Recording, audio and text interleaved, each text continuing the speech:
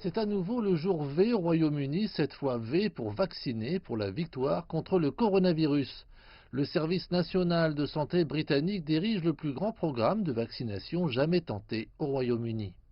C'est une occasion mémorable. Le service a grandement planifié afin de mettre en place le plus grand programme de vaccination de notre histoire. Le vaccin Pfizer-BioNTech est en cours de distribution dans 50 hôpitaux anglais et il est également distribué au pays de Galles, en Écosse et en Irlande du Nord. Pour les autorités, cette semaine est le début d'un marathon plutôt que le départ d'un sprint. Le prix est de contrôler le virus et de permettre aux 4 pays du Royaume-Uni de revenir à une sorte de normalité en 2021. Nous travaillons sans relâche, 24 heures sur 24, à mesure que de nouveaux paquets de données arrivent sur le vaccin AZ, le vaccin d'Oxford.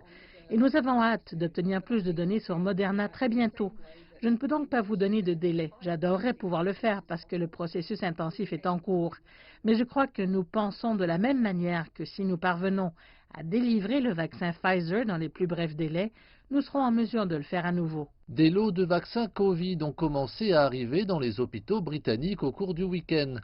Les doses du vaccin Pfizer-BioNTech doivent être conservées à des températures de -70 à -80 degrés Celsius. Ils sont stockés dans le congélateur à -70 et ils seront retirés de là quand ce sera le moment. L'hôpital est en train juste de passer les derniers contrôles pour pouvoir mettre en œuvre le programme de vaccination pour nos groupes hautement prioritaires et nous allons déployer quand ce sera le moment. Un autre casse-tête logistique est que toute personne figurant sur la liste critique des services de santé doit se présenter en personne dans les hôpitaux pour être inoculée.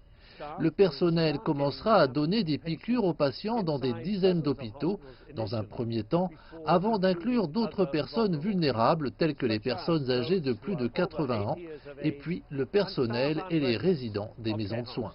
3 semaines après avoir reçu la première dose, les gens auront alors besoin d'une deuxième. D'autres vaccins seront ainsi bientôt nécessaires.